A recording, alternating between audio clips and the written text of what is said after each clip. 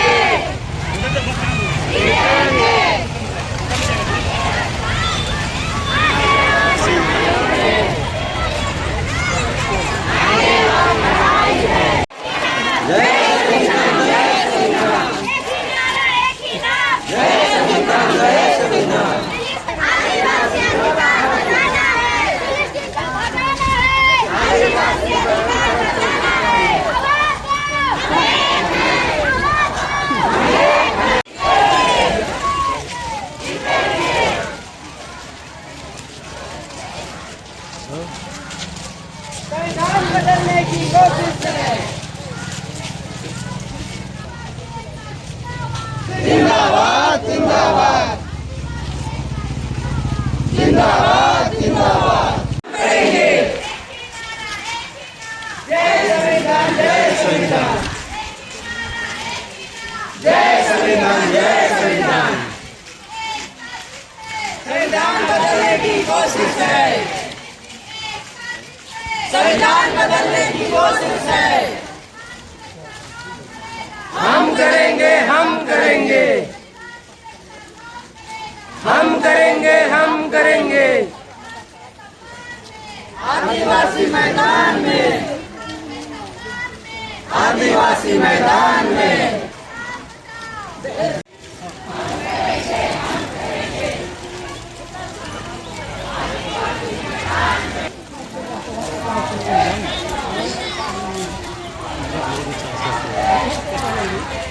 आवाज को हम एक हैं। आवाज को हम एक हैं।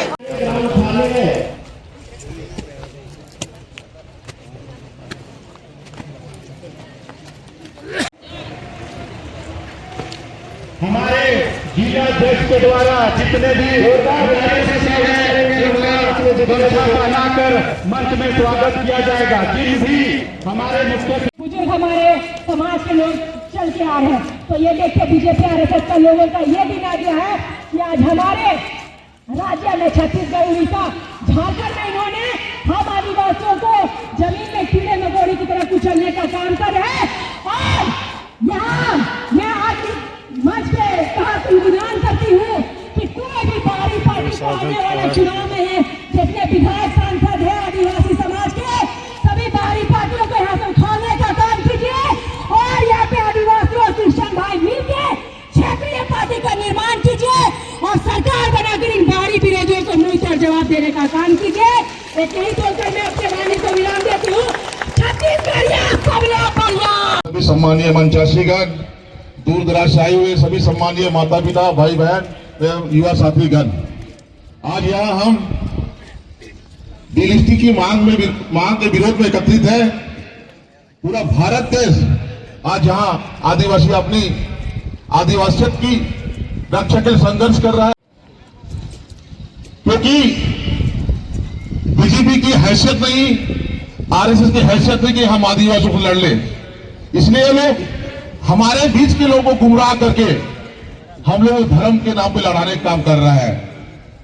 हम सभी को सजग रहने की आवश्यकता है, संगठित रहने की आवश्यकता है और किसी से डरने की आवश्यकता नहीं है। आज इतनी संख्या में आप सभी उपस्थित हैं, हम निश्चित तौर पे इस लड़ाई में हमारी जीत होगी।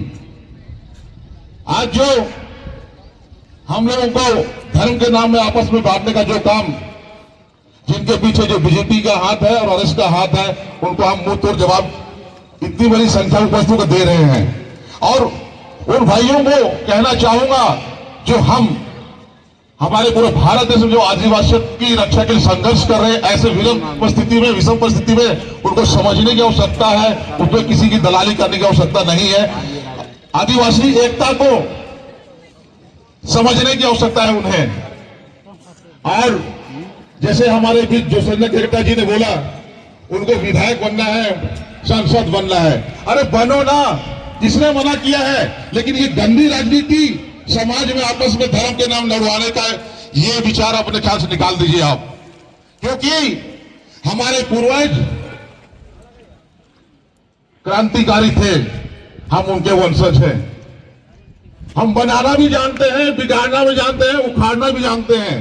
मैं इस मंच के माध्यम से मैं चेतावनी दे रहा हूं, सुधर जाइए आप लोग और ये नौटंकी छोड़ दीजिए, क्योंकि हमारा देश एक लोकतांत्रिक देश है, संविधान से चलता है, किसी बीजेपी से नहीं, किसी आरएसएस से नहीं चलता है। हमारा देश संविधान चलेगा, हम संविधान का सम्मान करते हैं, हमें संविधान पर पूरा भरोसा है। मैं इन्हीं शब्दों के साथ अपनी वाणी को विराम करता हूं। जय हिंद, जय छत्तीसगढ़, जय भारत, धन्यवाद। बोलिए जय जय संविधान। डिलिस्टिंग का विरोध प्रदर्शन करने आए अतिथिगण, मंचासीन पदाधिकारीगण और मैदान में उपस्थित मेरे सभी साथियों को मेरी ओर से जय जोहार।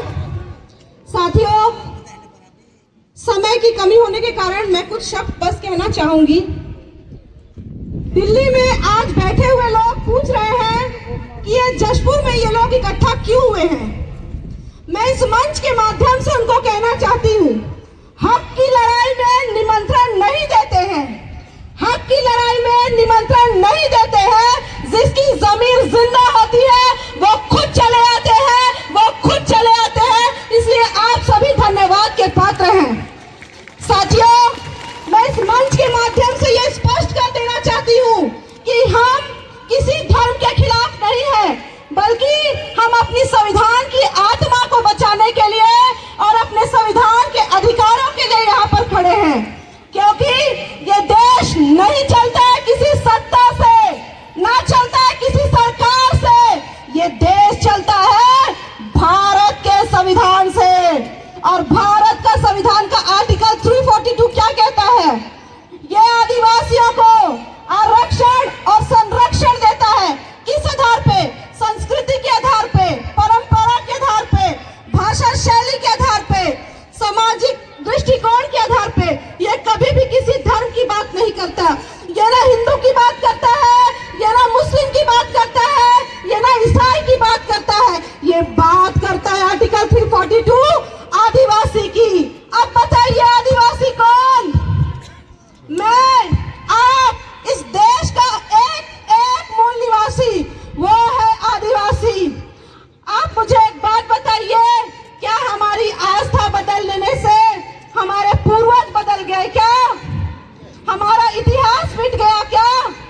हमारा खून बदल गया क्या?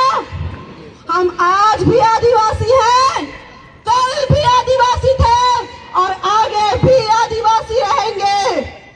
इसलिए ना किसी तलवार से, ना किसी वार से हम नहीं डरेंगे किसी सरकार से। हमारी संविधान, हमारा आस्था ही हमारा ढाल है और हमारी संविधान ही हमारा ढाल है। और हमारा संविधान हमको देता है समानता का अधिकार, और किसी के पास ये अधिकार नहीं कि हमारे आर्टिकल 14 को छीने, क्योंकि ये संविधान किसी के बाप की बपौती नहीं है।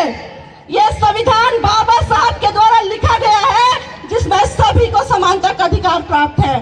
और आर्टिकल 25 से 28 जो सभी को धर्म प्रचार करने का समानता का अधिकार देता है, तो ये जो डिलिस्टिंग की मांग कर रहे हैं और ये हमारे मौलिक अधिकार को छीनने का प्रयास कर रहे हैं, मैं कहना चाहती हूँ, जो हमारी राष्ट्र और राज्य की सौहार्दता का बिगाड़ने का प्रयास कर रहे हैं, मैं इस मंच के माध्यम से सीना ठोक के कहना चाहती हूँ कि उनको गद्दार घोषित कर देना चाहिए।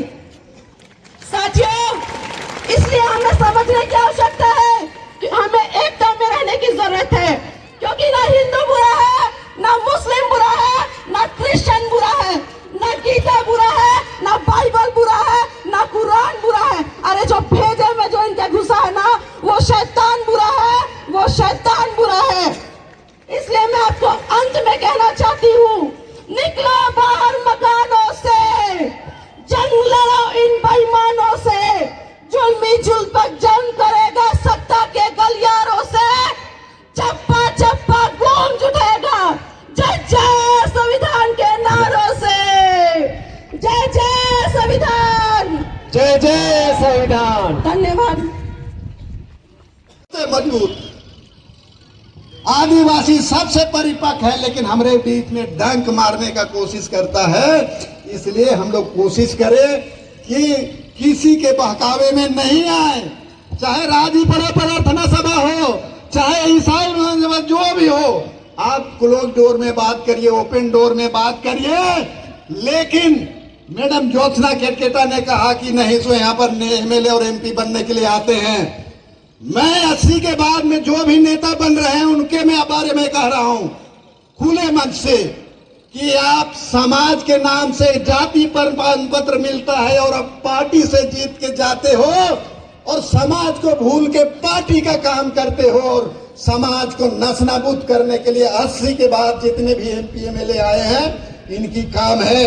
मैं झारखंड के बाद में मैं बोल रहा हूं कि वहां 28 सीट है, अभी 30 एसटी से हैं, 9 शेड्यूल कास्ट से हैं, तो 39 हो गया, 41 में सरकार बनती है। लेकिन जो भी इसके पहले भी अबुआ दिसुमा बुआ सरकार था, अभी भी अबुआ दिसुमा बुआ सरकार है, लेकिन एक आदमी का बकार नहीं फूटता है विधानसभा में आदिवासियों का हित के लिए। विधानसभा में नहीं फूटता है तो ट्राइब्स एडवाइजरी काउंसिल में बोल सकते हैं। पूरे राज्यपाल आए, एक इंटरेस्ट से अभी तक नहीं हुआ। झारखंड राज्य गठन के बाद अभी तक आरक्षण रोस्टर रजिस्टर किसी भी विभाग में सही तरीके से नहीं है। सरकार के अनुसार से जो भी अस्थायी पद हैं उसमें आरक्षण लागू होगा, परसेंटेज देना होगा। लेकिन हम लोग का अबुआ दिसुम अबुआ सरकार को क्या हो गया, जो अस्थायी पोस्ट है उसको भी आउटसोर्सिंग और कॉन्ट्रैक्ट पर ले रहे हैं। हम जाएंगे कहां? तो उसको लड़ने के लिए आपके पास जगह नहीं है, कार्यपालिका आपको साथ नहीं देगी, विधायिका भी साथ नहीं दे रही है, कोर्ट भी माननीय कोर्ट भी साथ नहीं दे रहा है।